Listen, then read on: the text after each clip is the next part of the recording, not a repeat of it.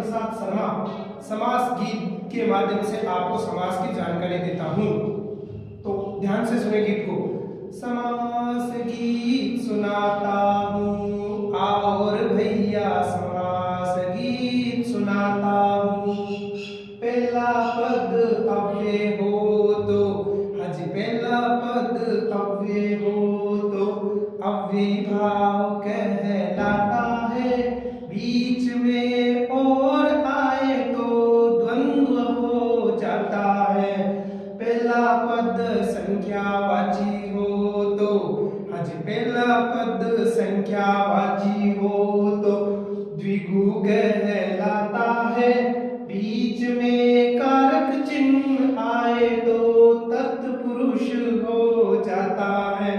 अन्य पद की प्रधानता हाजी अन्य पद की प्रधानता बताने वाला बहुव्रीहि कहलाता है। विशेषता बताने वाला कर्मधारय हो जाता। समास गीत सुनाता हूँ और भैया समास गीत सुनाता हूँ। पहला पद यदि अव्यय हो तो निर्जन में निर एक अव्यय शब्द है तो यहाँ पर अव्यय भाव समास हो जाता है। बीच में और आ जाए तो द्वंद्व समास होता है। सुख दुख, सुख और दुख और आ जाने से यहाँ पर द्वंद्व समास हो गया। इसी प्रकार पहला पद संख्यावाची हो तो द्विगु कहलाता है। अष्टाध्यायी में 8 पहले है अष्ट, इसलिए यहाँ पर द्विगु समास हो जाता है।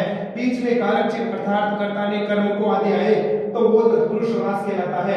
राजपुत्र अर्थात राजा का पुत्र, तो यहाँ पर कारक चिन्ह आ गए, तत्पुरुष समास हो गया।